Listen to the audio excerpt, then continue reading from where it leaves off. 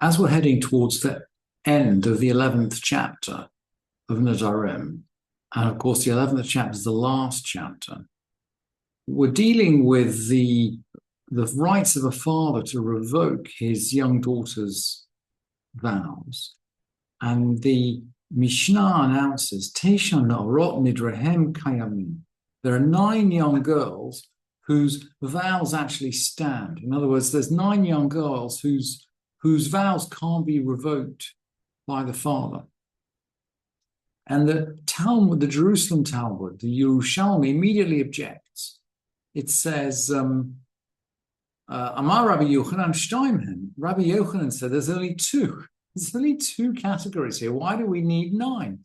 The 2, by the way, are adults and girls who marry and divorce. So when a girl marries, she leaves the domain of her father and she enters the domain of her husband. But if she then divorces, the rabbis call her an orphan in the lifetime of her father. As soon as she divorces, neither her father nor her previous husband can revoke her vow.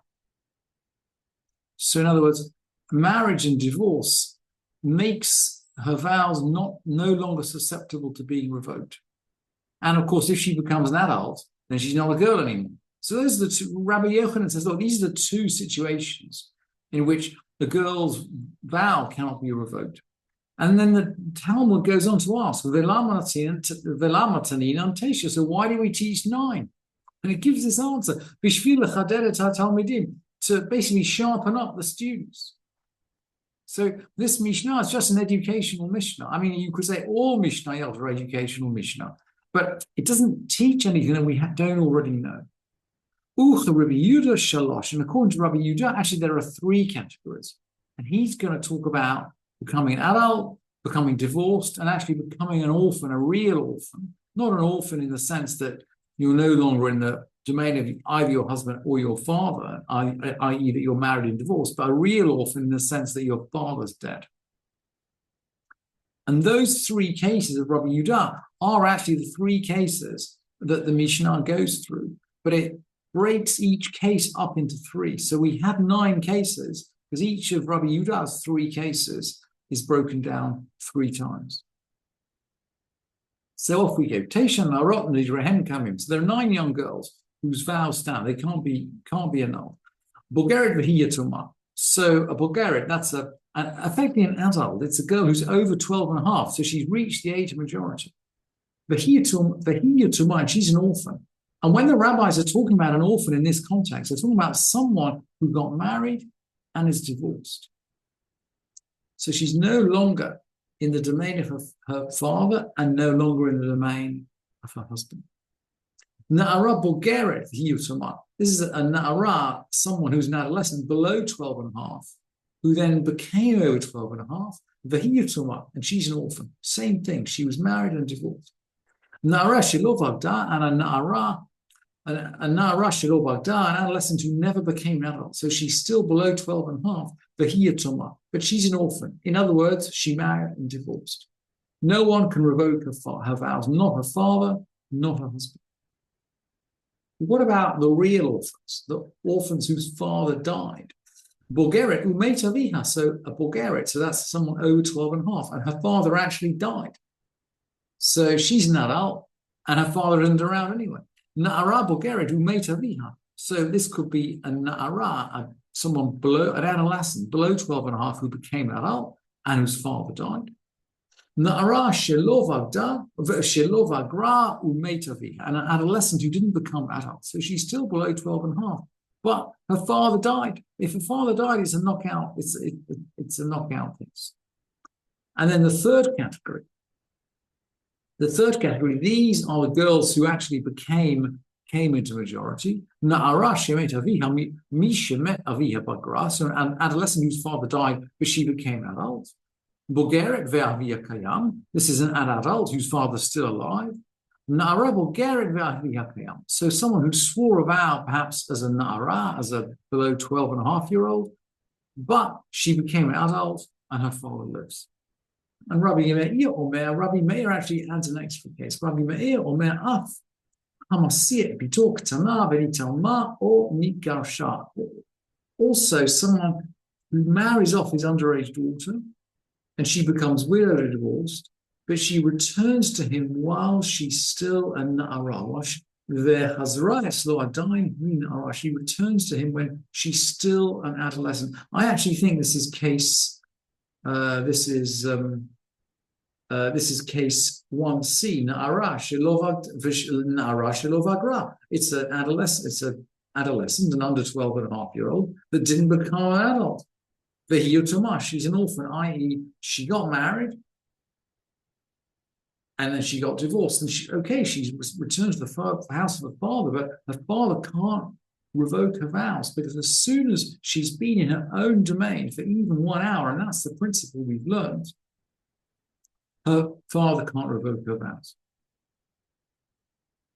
Now, we also learned earlier on in the Mishnah that a husband can revoke his wife's vows if they affect their relationship. And there are lots of examples, one way or the other. And generally, when a wife vows something related to her, let's say her parents or his parents, that doesn't affect their relationship and he can't revoke the vow. But the Mishnah brings one example where he can revoke. She swears, Kunam sheni nenet la'ava ulevavicha im osa ani al picha. That I have any benefit from my father or yours if I make anything for you. Or she swears the other way around. She eni ne'elach im ose ani al pi avafe al pi avicha. I swear that I'm not going to have any benefit from you if I do anything for my father or you. And the Mishnah rules, harezi affair, he can revoke. And it seems odd at first glance because he can't revoke vows that relate to his father or her father. He can only revoke vows that relate to their relationship. And the Bas Nura explains, to Kivan de Nesra, it's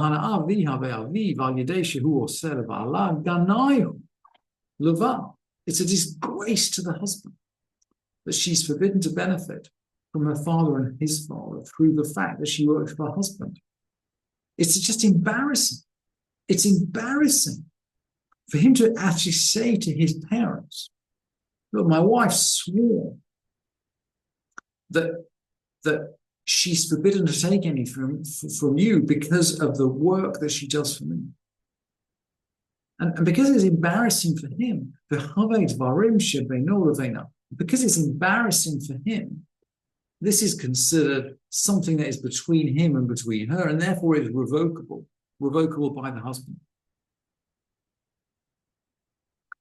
Then the Mishnah is now going to close on 3 cases of which the last case is also revocable by the husband. So the Mishnah is going to close on some edge cases of which the last one is also revocable by the husband. And this is the end of the tractate of Nedarim.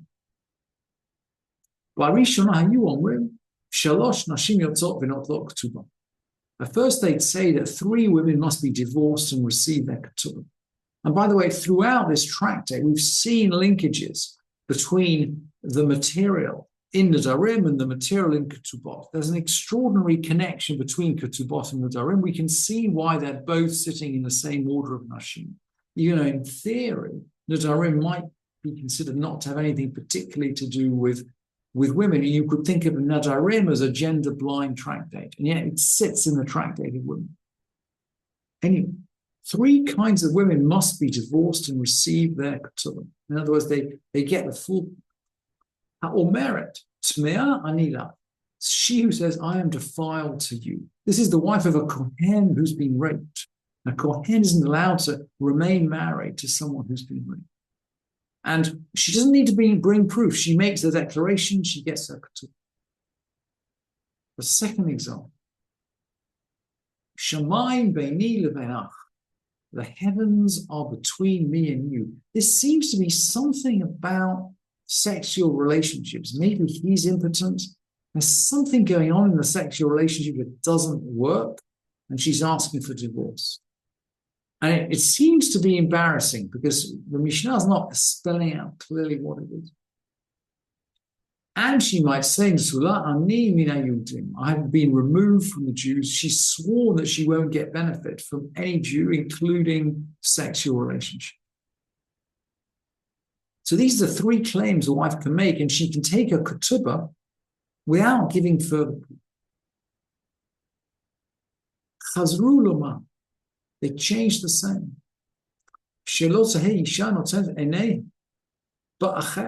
They changed the saying, so a wife wouldn't set her eyes on someone else. Umakalkelet al bala, and make herself unavailable to her husband. So it just seemed to the rabbis like too easy a way for a no-fault divorce, perhaps. Interesting contrast with our thinking today. So they changed the law as follows. Ela, and we will get, by the way, to the annulment of the vow. Ela, someone who said that she's raped, if someone, a wife of a Kohen, claims to be raped, she needs to be proved. Shemaim beini levanach, heaven is between me and you. This is this kind of sexual dysfunction that we don't quite understand. Yasu derech bakasha.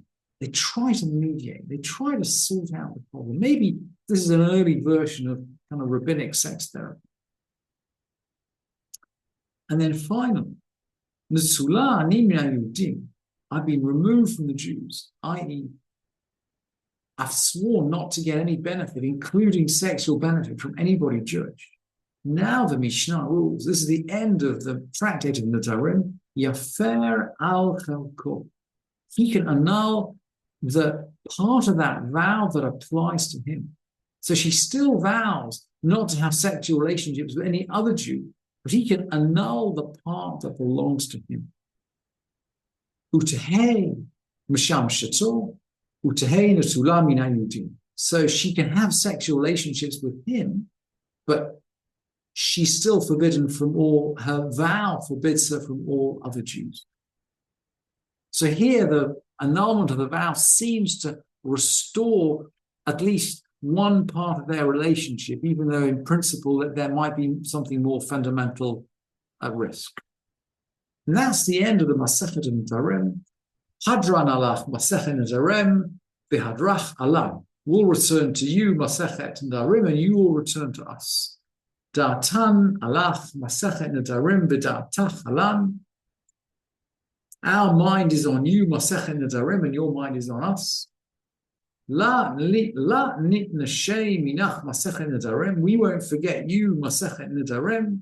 Velo titnashay minach, and you will not forget us.